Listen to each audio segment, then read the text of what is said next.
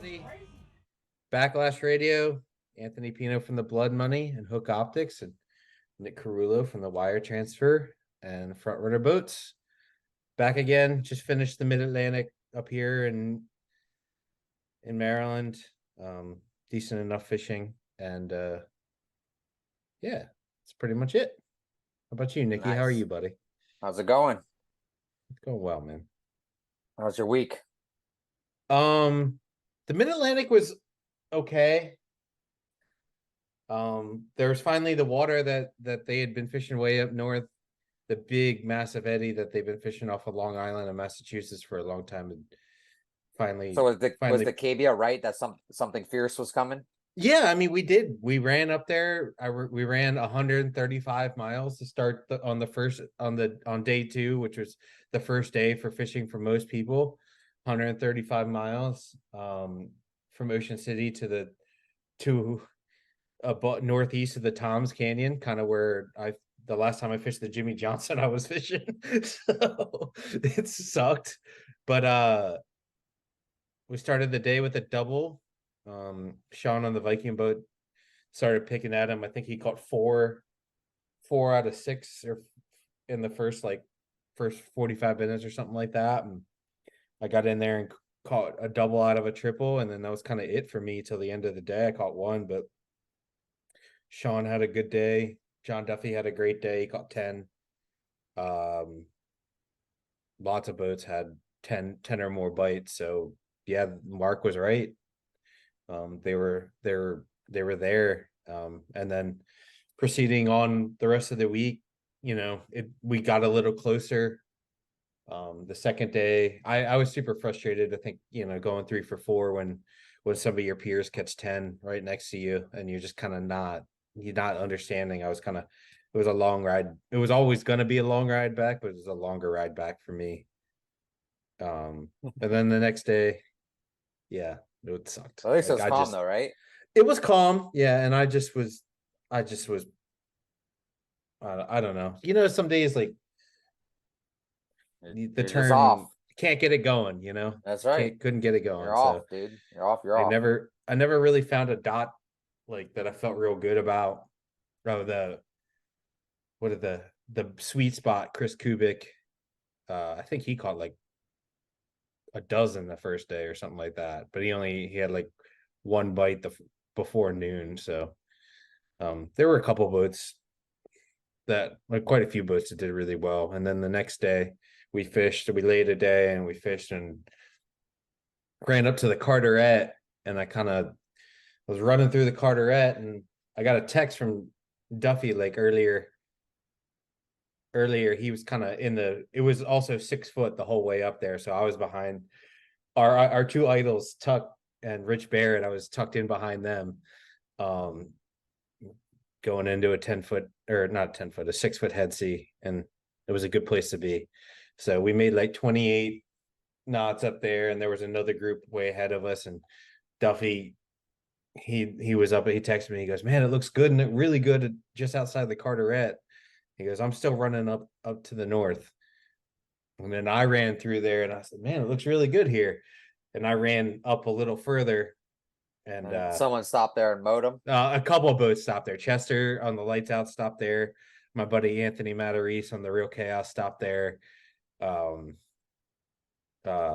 couple other boats. Raul was there. He had a good day there, and they started picking on him. And I finally got down there, and we hooked one, and we fought it for 40 minutes. And I got down there finally, and Anthony was 6 for 8 next time I heard from him in the first couple hours. And Chester was having a great day. And I get down there and we fight one for almost an hour. Wasn't big enough. And then we started picking at him. We missed a double. Then we missed another double. And then I think we saw a blue marlin. So we ended up the That's day. What, day 2? Yeah, day 2. So that was 3 for. Go ahead. No, go. And then that was 3 for 8 or 9, I think, and missed the blue. So that was better on my part. So you had some shots, yeah. Yeah. So what did Rich Barrett won something? That was in this tournament, or that was the shark? That was the not the shark. The shark bites the boat he runs. That was the Beach Haven tournament. What, right after? It is right before, actually. Right Okay, and before. what they won? Top most releases or Top something? boat, yeah. I think they won like $80,000, $90,000, but they won top boat. So Nice. congratulations to Rich and Pete Yeah, and the guys on the Shark Bite. that's the man. Yeah, well, I always tell him I think I told him after the Mid Atlantic, I was like, "You're my hero," and he goes, "Well, you need higher standards or something like that," but I don't believe that. So yeah, we were like 3 for 9, which is pretty abnormal for our group, but I felt a little bit better about being able to get some bites. There was a couple boats, the Trash Man and the Big Stick, that had like 20 plus bites, caught like 16 each. So Where were they? like just south of me, like I could see him on the horizon. I just figured I'd meander over there like an idiot. So Just letting them just run away with it. man, I don't know if it's my radios. I just catch. I mean, I heard the Big Stick quite a few times. I don't know the Trash Man, so I don't like know his voice. So I definitely heard the Big Stick quite a few times, but I feel like I'm getting half of what's going on, because now there's no talking on the radio beyond calling your fish in, and there's no rules really in the tournaments that say you need to call your fish in. Yeah. So in the White Marlin Open, it's kind of a courtesy, which I think there should be rules that, you know, that kind of even it out again. But it was I could literally see them, but I was like getting bites, and I was like, if there's fish here, there's fish there, I'll just meander over there. My friend Anthony was like, he had 12 bites before noon, right where I was. So I was like, and I was seeing them, but I should have just fished down that way or ran down that way a little bit quicker, because I could see him there on the horizon. And then we were 3 for 9 that day. That was only 107 miles. So that was good.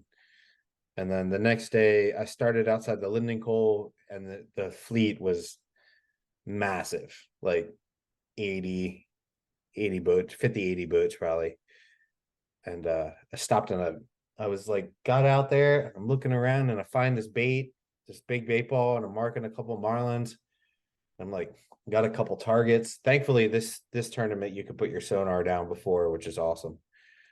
And I'm like marking targets. I'm like, and nobody is in, like, or there's a giant fleet, but I got like a half mile in any direction.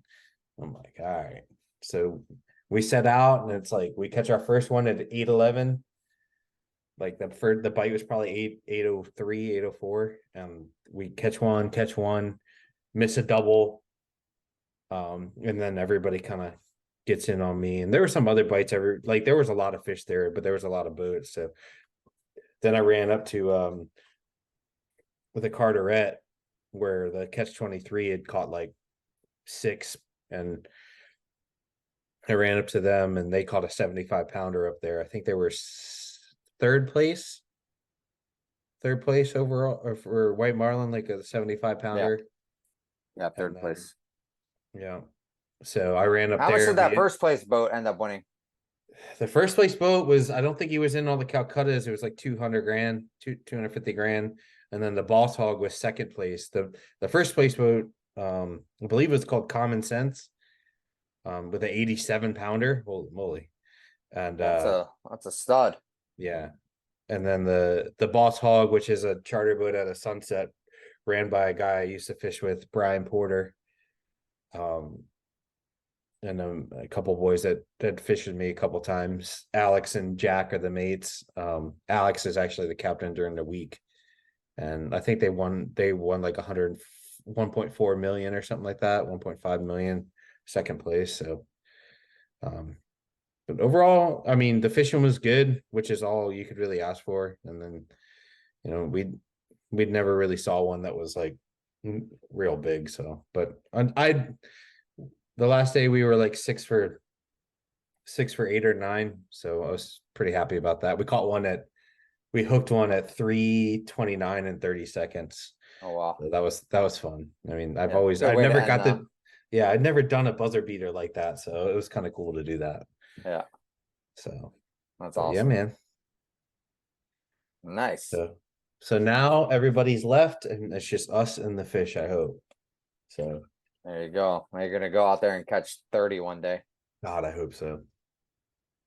Oh, I hope so. So we got this 2 or 3 days of northeast wind, and hopefully we'll get out there and that water pushes a little bit closer. It really hasn't pushed down since then. So, but yeah, man. Nice. So Sounds good. so White cool. Marlin recap. Yeah. So I guess we're gonna make a whole podcast out of a listener question. If you wanna, do you want to read it? Or Yep. yeah, Jacob's right. Jacob Holder. Jacob Holder. Yep. It's got All right, we got a listener question, and Jacob Holder says, "Hey guys, fishing most of my life. I started on a 19 skiff, moved up to a 35 well craft with trip Verados, and now they're on a 38 fountain with trip 400s. And now they are in the market for sport fish, 55 to 70-foot range. Their budget is around 2 million. Any suggestions on what brand to start with? Obviously used, seen a whole bunch of Vikings. And can you guys talk about getting into the market for sport fish? What's a good size, brand, etc.?" Yeah. This is one thing on the old pod that I really wanted to talk about. We never did. So I'm super excited to get in the weeds of this because I'm kind of passionate about, getting people into the right boat so they can be in fishing for and boat ownership for as long as they want to be. Because I seen when I was a kid, and even now you see boats come and go after a year or two because of various situations. Maybe the owner overextended himself on the boat that he wanted to buy. Maybe he didn't have a great combination as a captain. Maybe something, just the engine blew up and he was like, I'm not going to deal with that. Like Yeah. there's a lot of things that I feel like determine what people or what boats people should be in. And I think and I'm super passionate about getting people in the boats that they can be in as long as they want to be in and not have to be burdened or forced out of the industry, So I'm super passionate about this. So Yeah. So what are your thoughts?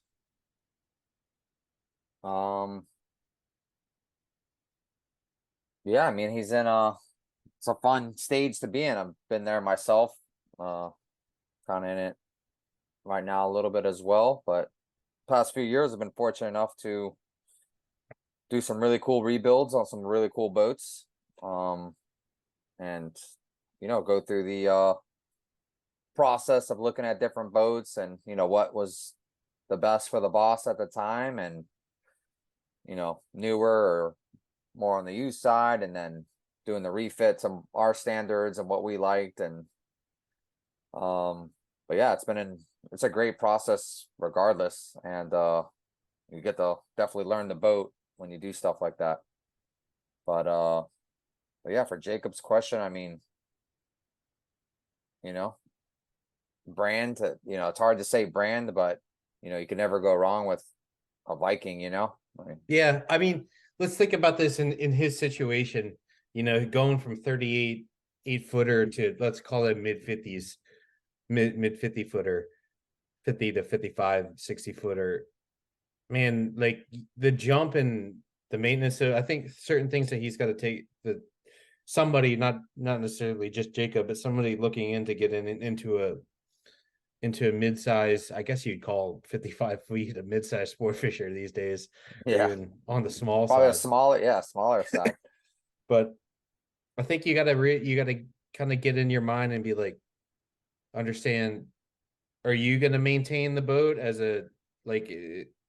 as an owner, operator, or as a family maybe, or are you gonna have a captain to maintain the boat and a mate, depending on what you want your program to be.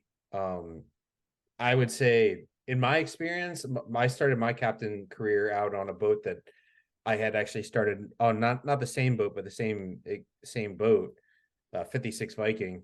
I started my mate career and my captain career on two different 56 Vikings, and so I love that boat. I think it's a lot of boat for the money. It's a lot of range and decent speed for the money and the size. And if you're just getting into it, it's hard to get away from Viking, because the customer support,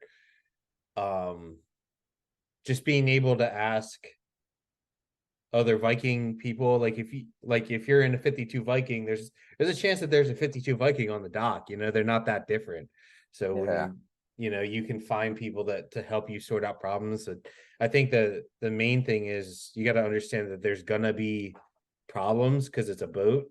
So you just have to figure what's the easiest way for you to deal with it. So I think that thinking about how you're going to maintain the boat, what your budget is for the boat, and then a maintenance budget, because what a and what upgrades you would on a keeping your budget in the mind, as well as what upgrades you want to do to the boat. You think about it, like if you have a certain budget, if I were a broker, I would be like, let's try to find something below your budget. Try to find the best boat below your budget, and then maybe make some upgrades if you need it. Like for me, like me and you have talked ad nauseum about the sonar. Like I think that's a given. Like if you buy a boat with a sonar, or without a sonar, you got to get one. It's a Seakeeper too. I mean, I think I know you don't have one, but I think they're pretty hand in hand. And I think that you look at a boat without those two features, I think they're pretty essential. And if you're looking at spending $2 million, those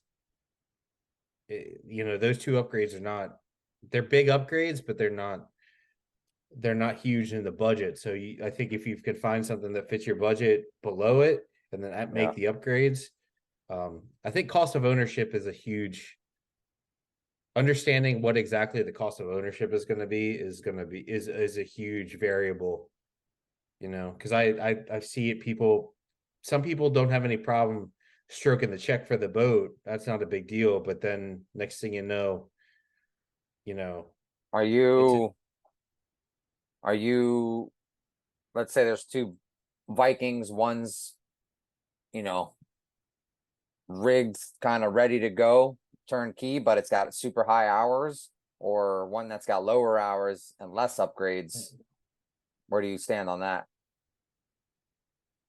I don't know, because it all depends. You got to look at who was taking care of it, how the high hour boat was taken care of. Like if you're looking at a boat, like I feel like the boats that he's going to be looking at is probably going to be like 02 to 08 time frame area, right? So we're looking at that time frame. A boat with no hours on it is gonna be you're gonna have like a lot of gremlins from it just sitting. You know what I mean? So but then we go forward, and you go to a boat that's used from that age, and we both work on boats that are your boat's older. I mean, I'm fixing stuff all the time. It's crazy how much we've been working through some challenges this year on the blood money that haven't been pleasant to just the amount of work and the wallet. So you're looking at, I think you'd have to really do your due diligence on the high hour one. You have to do your due diligence on both, but the high hour boat, really look into the maintenance schedules for the boat, for the engines, and how the boat was taken care of. I mean, like 5,000 hours for a boat of that age is not really that many hours. It's 500 hours a year, basically.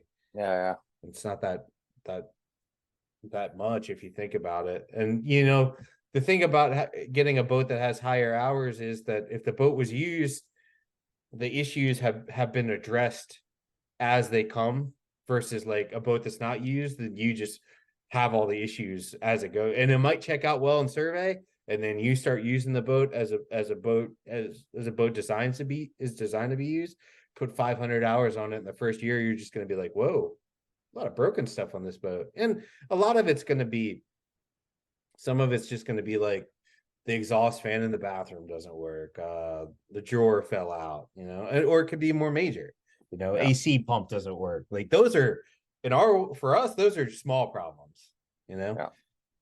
So coolant coming out of the engine, different story, so Still normal. yeah. So you could get home, Hole but in the not riser. ideal. So yeah, you got to really look at, risers, or you talk about the riser, those risers are, if you get a boat with 4 turbos or 2 turbos on each engine, that's 4 risers. If you need to replace them, that's 30 grand. Yeah. 20 grand. So I think the first thing is to really understand what your budget is, what your budget for the boat is, but also what your budget is to maintain, to own it, and then understand, are you going to get a captain and or a mate, and are they going to maintain it? If you're going to get a captain and a mate, you might be able to go, if you get somebody who's pretty mechanically inclined and understands cold molded boats a little bit, I mean, maybe you could delve into the custom boat market. Yeah. But that, like me and you, we could talk about issues we've had. I mean, I haven't had structural issues with our boat. We've been super fortunate. Donnie, our boat 64 Cason, built by Donnie Cason in Wilmington, North Carolina, has been it's been upgraded. The people we bought it from did a lot of work structurally with the foredeck. There was rot in the bow, and some moisture around the hawse pipes. But it was, it's just custom boats. Like that's just what they are, so. I mean, you guys went through a very extensive refit on your boat. Can you elaborate on? I mean, explain to people what the wire transfer is first, and then. Yeah, 58 Weaver, 99 hole number 1 Weaver, and if you don't know, that it's a wood boat.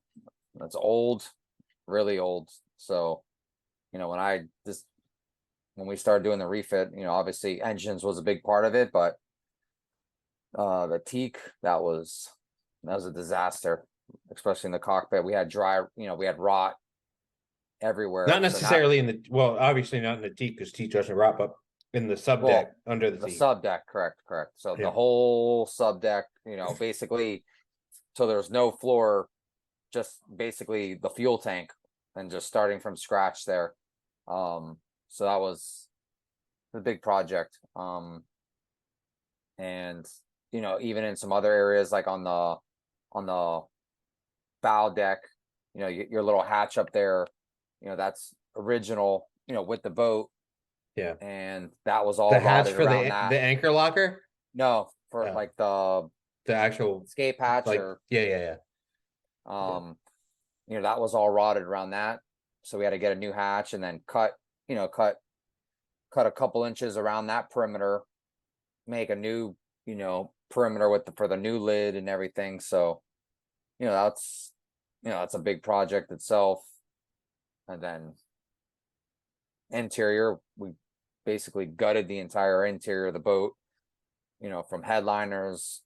This boat had wallpaper, countertops, carpet, runners, couches, all the soft goods. I mean, we didn't really cut any corners on it. Yeah. I guess we should, before we get into our custom boats a little bit, we should probably go through the 2 main decisions you're going to make on boat construction and brands. Basically, there's 2 types of boats in the sport fishing world for Jacob. There's the production fiberglass, basically fiberglass comes out of a mold. They lay it up in a mold. They actually build the hull from the outside in. They set the gel coat, and you're probably well versed in it at Front Runner, because the production center console and production big boats are not that much different when it comes to the way they're built. But they lay the exterior gel coat, and then they lay the glass, the finishing glass, and then they lay the structural glass under that, and it's basically just layers upon layers of fiberglass and stringers. And what fiberglass over fiberglass is going to give you is great strength, but fiberglass over fiberglass, the strength to weight ratio is not as good, so you need more fiberglass versus a cold molded custom boat, like we work on. So they're going to have to lay a lot more glass to get the strength that they would get on a custom boat. So Vikings or any other production boat tend to be a little heavier, burn a little bit more fuel. You can say what you want about the ride on a Viking, but that's what they have, a lot of interior space up in the bow, and you kind of when you make the bow wider up forward, you're going to have not as good of a ride. But I know some of the newer Vikings ride pretty good, so I'm not going to cast aspersions on the Viking ride. That R56 always got us home. I love that boat. So there's that method of construction, and like we said, they're built on a production line, so there's typically another boat that's very similar to your boat, that's laid out very similarly, has a similar plumbing structure, plumbing layout, electrical layout. And those are all the things to think about when you're just getting into new boats, or getting into a bigger boat, because you're going to have questions and you're going to have issues.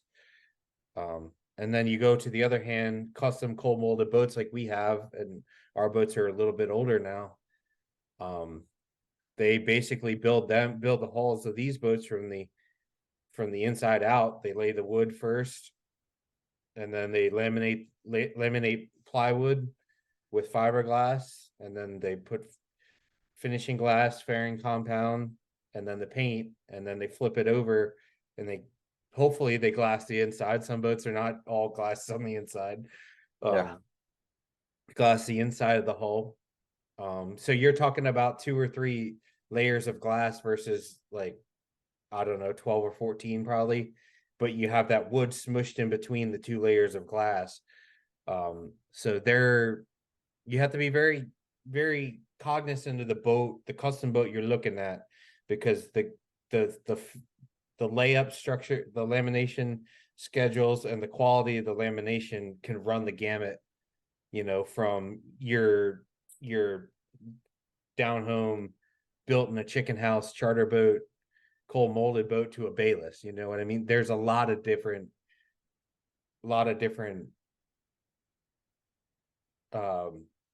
just a different I guess it just is there's from no custom boat is the same. So, like, there's going to be a lot of differences between certain custom boats and how they were built. So that's all something to think about. And they're all handmade, so humans are involved, and there will be flaws. I don't care how nice your boat is. And if you watch the Bayless videos, and we would consider Bayless one of the top builders of these boats in the world, they still talk about in some of their videos about somebody's going to cut into this boat, and they want to see, they're going to be like, wow, hopefully they're going to be like, wow, this is a really well built boat. But they still think eventually, the way these boats are built, that somebody's going to have to cut into it for one reason or another, so that's something to think about. Whereas you don't really have to think about water intrusion and rot as much on a production boat as you do a custom boat. It's something that's always in the back of our minds, that's for sure. Like, I'm super cognizant about, if there's a little stress crack, I Dremel it out until I find out what's at the bottom of it. If it's just a stress crack, then a little fairing compound, little paint, and off we go. So on a Viking, you get a stress crack, you're like, well, it's a stress crack. You know, we can fix it, but I'm not worried about water getting in there and rotting the whole side of the boat. Yeah. So, yeah, those are the two methods of construction or things to think about, and the maintenance, like you said, the boat that I work on had a rod all around the bow locker, and you had the anchor locker, and you had rod around the bow Hatch. the bow hatch, you know, so, and in the deck. So that's all things that to think about. Like right now I'm battling the seams in the deck, you know, in the teak deck, Yep. trying to keep them sealed up because that's where it comes from. If those things aren't sealed up, then chances of rot getting in there are pretty high, or Oh, yeah. water getting in there and staying in there are pretty high. So yeah, so that's kind of things to think about when you're looking at production versus Custom. custom. You know, some custom builders are very attentive to people that buy used boats, and some are not. You know, I will say that when we had the 56 Viking, I could call up Viking and be like, call number 56857, and they I had all the They'll schematics, give but you, they could, yeah. yeah, but they could actually, if you called them, they could explain the schematics to you, because Yeah. I was, On a custom boat, they can't do that. no, for, I mean, some people do, like on the Well, custom some do, boat. but I can tell you, we called for some of ours, and they're Oh like, yeah, we don't have that. I was like, yeah. okay.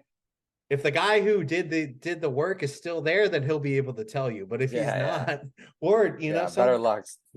some custom builders are not in business for whatever reason, and their boats are still out there, and then you're kind of on your own. So, Well, even if if you're a they mechanic, still are, dude, yeah. I mean, So you're not gonna get schematics. yeah, I mean, Donnie Kaysen has always been great about picking up the phone for us, and he's always helped us as the best he can. So can't speak highly enough about Donnie and the boat he's built.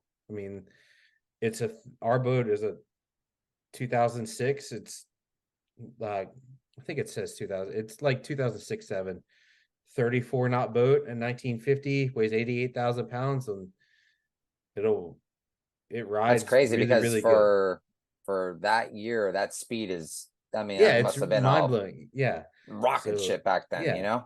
yep. And we got 3.5-inch shafts. Like, it's a very overbuilt boat. Like, for a 64-foot custom boat, 85,000 pounds is pretty heavy.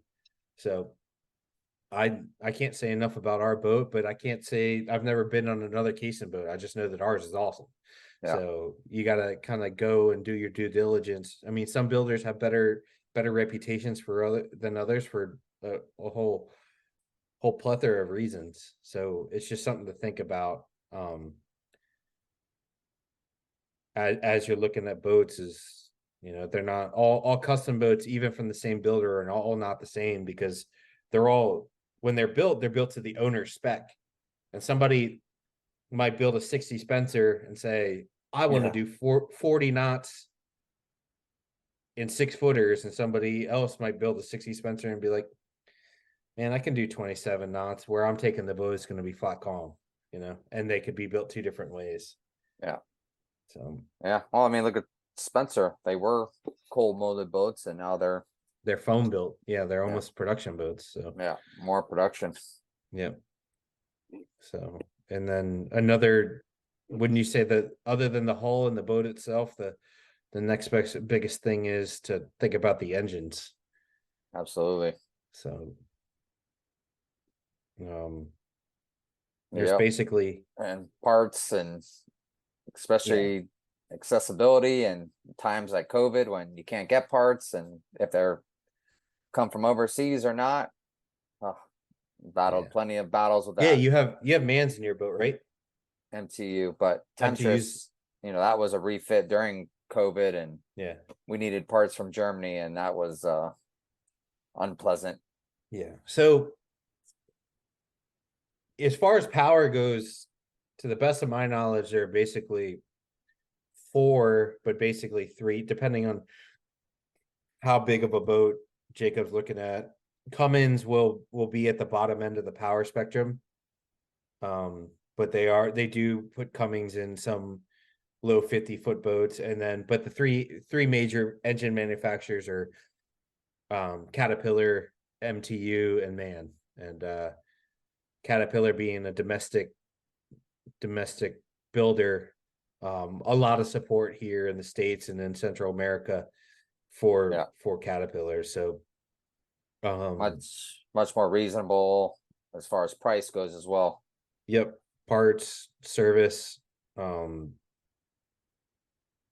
mean, I'm not speaking so much for Mans because I've never really had a man boat, but at least I could, between Cats and MTU, there's a big price difference.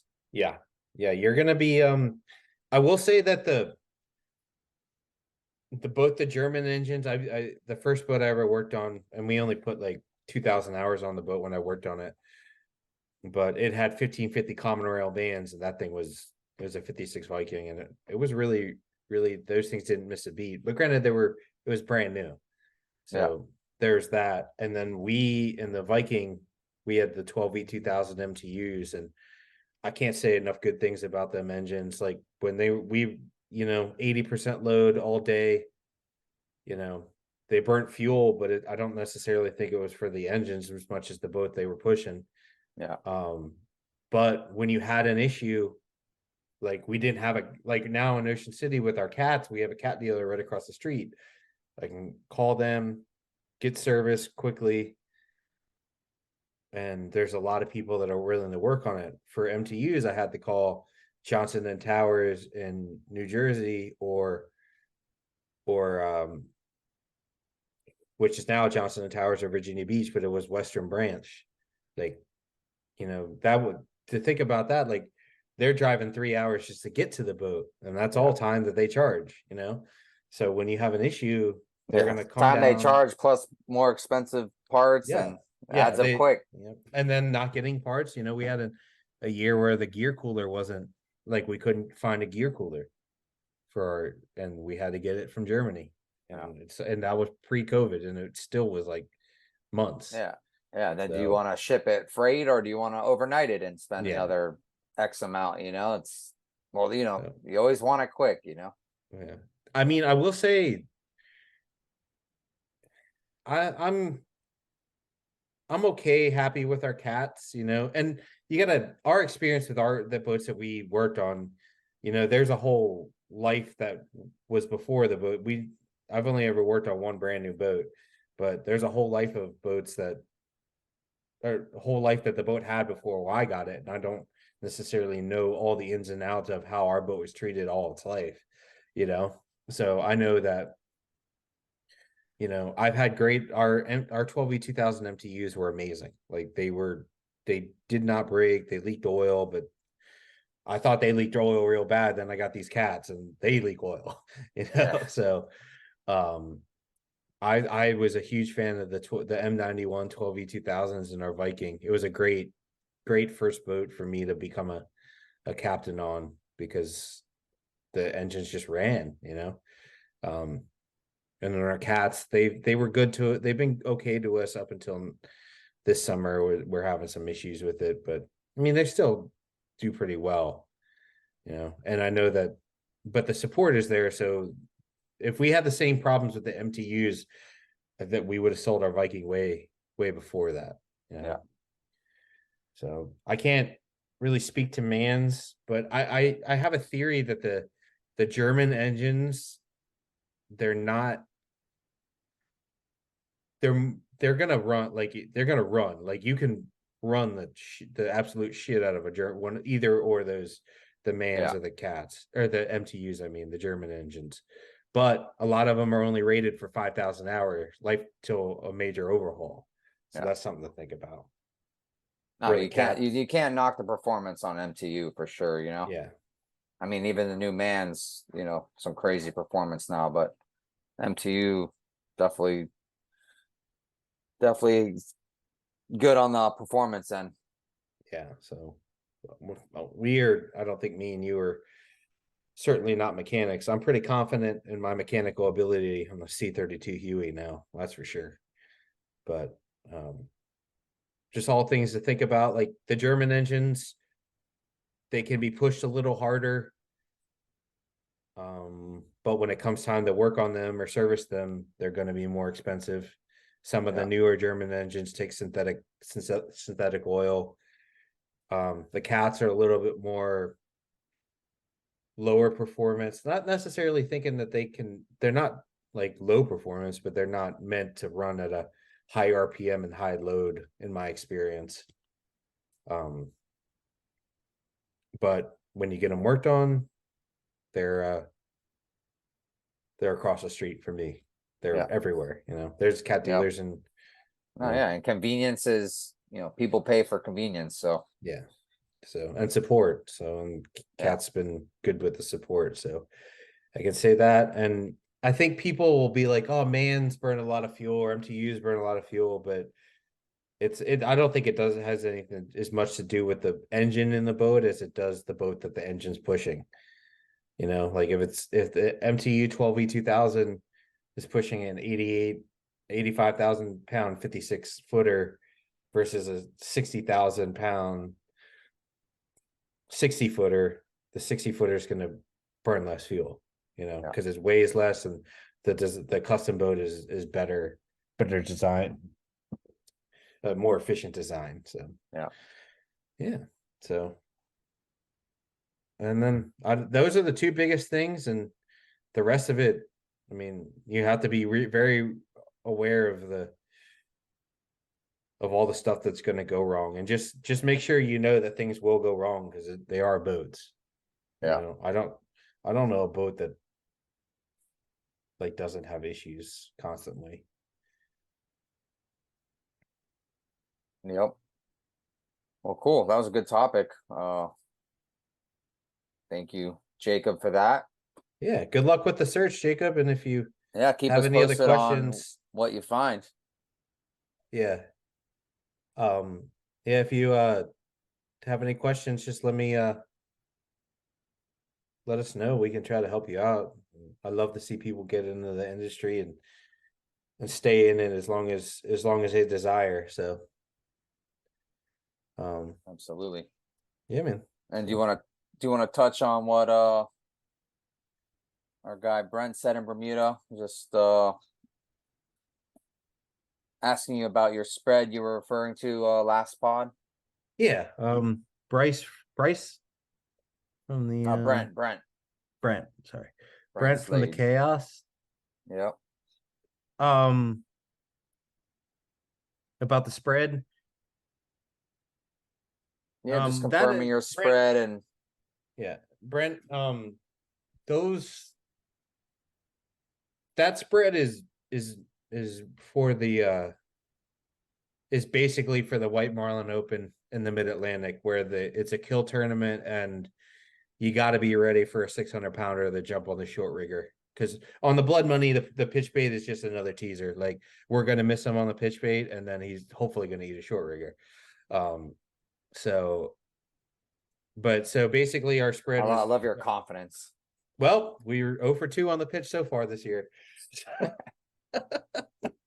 Shout out to his team. Yep. Uncle B, Donnie Moore.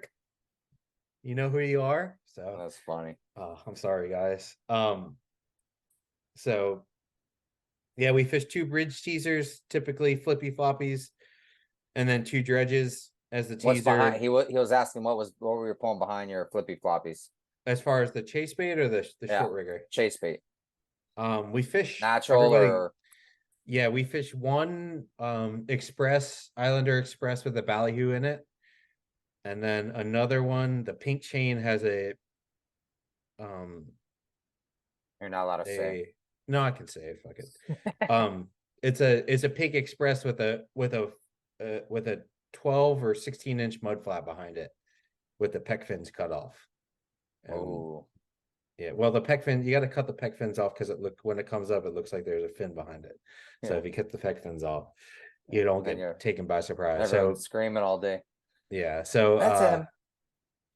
That's what we fish. It looks ridiculous. It's a giant mud flat behind a pink express, but we've seen a lot of blue marlins of that size. So that is over a red squid dredge with 18-inch mud flaps behind it. And then the other side, this last minute Atlantic, we had like a rubber fish slash, my uncle makes a little thing called a crack minnow dredge with a blue flippy floppy, electric blue flippy floppy, and a blue and white express behind it. And then behind the teasers, two short riggers, Pakula, what is it? The Lumo Sprocket and the Moist J Boy is what we were fishing there. And then we fished two long riggers behind that, because in Ocean City on a regular year, you're typically 8 to 10 times more likely to see a white than a blue. So you kind of gear your spread towards the white marlins, but you gotta I feel like you gotta have lures out there for a blue marlin to eat on his way out after missing the pitch, because I don't know, I feel like I know and it happened a lot of times this year. A couple people even got him to the gaffs, but blue marlin, a killable blue marlin ate On a dink rod. a dink pole, and you know, it's almost impossible. Happens. I don't know anybody Happens more time than not. and I don't know anybody who's actually, and please, if somebody knows somebody who's killed a money fish and has won money with it on a dink pole, whether it be 60 or 80 pound leader, please tell me, because I've heard this scenario and I've had it happen to me once on our old Viking. We fought one for 4.5 hours and popped them off at the boat after 4.5 hours, had the gaffs out. And that was like a 450 pounder maybe. And I know people that got a couple like 500 pounders to the boat, and some people that the Mama Who got a 700 pounder to the boat, got gaffs in it, and the gaffs are down. So, but that's the reason why the lures are out there, is because I'm trying to limit that happening, but that can happen, you know. Yeah. Sometimes the long rigger, we pull them, as Brett asked, like, do we pull the long riggers way back? I mean, they're back there pretty far. Like, you can get a long rigger bite without seeing it, and it can be a blue marlin. You know, if you turn and the bait falls down, and somebody's like, got a bite. Next thing you know, it's a blue marlin. So that's our spread for these two tournaments, and then come later in the year, we'll probably just switch to 4 baits, 2 flatline dink baits and 2 long rigger dink baits, bring in the dink baits a little further, and then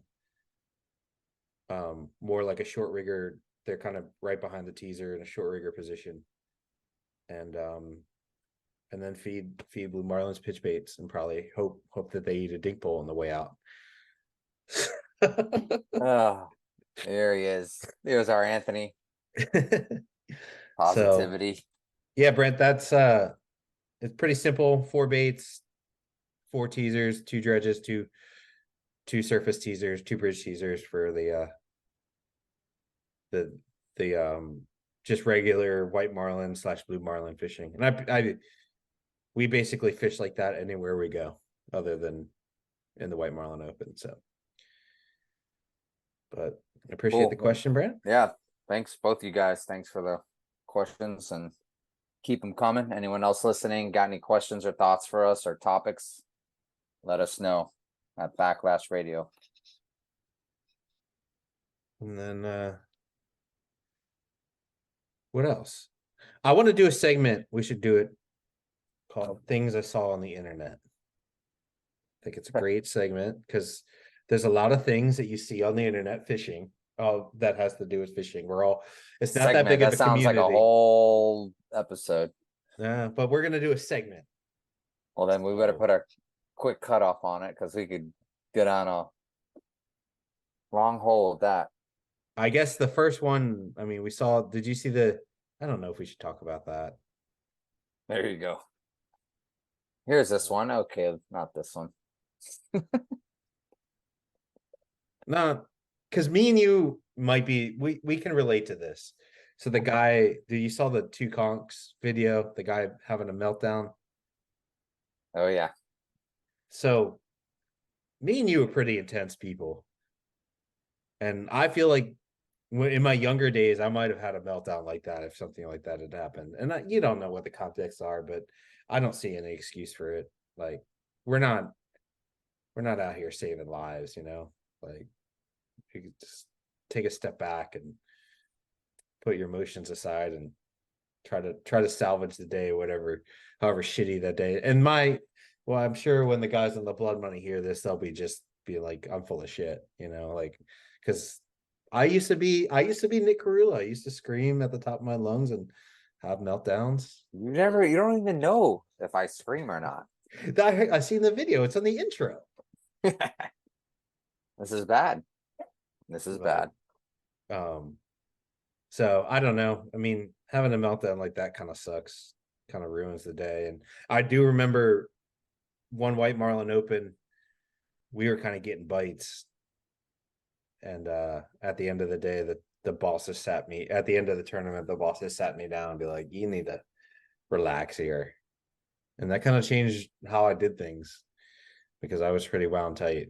And I just thought that's how fishing was before Yeah. that. Like you just got Well, I yelled mean, I at. think that's kind of how we grew up, Grew honestly. up. I mean, Yeah. that's how I got whipped into shape, but yeah, it doesn't make it right by any means. No. I mean, there's just ways to also go about it as well, you know. Yeah. I mean, obviously So you can't, put the person down, there's ways to go around it. yeah, I mean, I'm super supportive of my mate. I'm super like, you can do it. You're doing great. Never heard that when I was a kid. Like Yeah. they were just like, oh, but look, you didn't mess it up this time. So they didn't say I good think job. now They it's better to just like bring the person up with you yeah, and yeah. then talk about it. Yeah. I mean, in matters of safety, like you sometimes you have to bring a certain intensity to it, but you can't lose your cool. Like there's a difference between being direct and intense and trying to convey your point and the urgency of the situation or versus like losing control completely, you Yeah. know. And I've been known to do both, but I think I've matured maybe a little bit and take a step back and try to figure it out because once you're out there and that moment's happened, the whole day's fucking ruined. Yeah. You know, like you're Yep. like unless your guys like my guys can laugh at me now. They prefer that I have a meltdown because they just laugh at me now. But there was a time when nobody laughed, and Yeah. we gotta have smiles. Yep. So I don't know. That's hopefully we'll have something better on things I saw on the internet, but I I don't know. like it. It happens. I'm New not. segment. I like it. Yeah, I'm not casting dispersions on the captain. I don't know how his day was going before that, you know. So I'm just gonna, but I just think it'd be a different way that you could handle stuff like that. You know, I think those people had accents from the British Isles. I don't think they'd ever been blue water fishing before, probably. Yeah. So Yeah. It's just a shitty situation, yeah. So and I will say that I empathize with people that work on center consoles too, because like up on the bridge, there's less chance of that happening because there's not too typically that many Yeah. You're not gonna people have up on the bridge. you're not gonna have your charter throttle up like that, Yeah, most likely. so I don't know. I would say like I said, we don't know what kind of day he was having. That's not the best way. That's not the right way to react to it. But we also don't know the full context. So Yeah. but I don't know. I found that interesting. It was hard to watch, so I can imagine what being on the boat was like. So, Yeah. but yeah. So things we see on the internet. If you guys have something that you find interesting on the internet, send it in, and maybe we'll make a comment on it. But I watch a lot of fishing stuff on the internet when I'm not fishing, which Oh, do is you? That's you really doing your free weird. time? Yeah, when I'm not fishing in my free time. So, That's it. so, but cool. I guess I don't know. That's kind of it. Yeah, You got anything else? that's great. Jacob, thank you for the question. And I think that the moral of looking into bigger and better boats is just try to be aware. Just try to get yourself a boat that's going to let you stay in the fishing as long as you want to stay in, and not force you out of financial or reliability reasons or things like that. And it's easier said than done, you know. So, but we appreciate the question, and maybe we should get a broker or a builder on the pod, maybe help out with that. Oh boy. So I like cool. it. Well, Good stuff. please like, review, subscribe, and check out Hook Optics and Front Runner Boats if you guys have any boat or sunglass needs. So thanks for listening. Thanks, guys.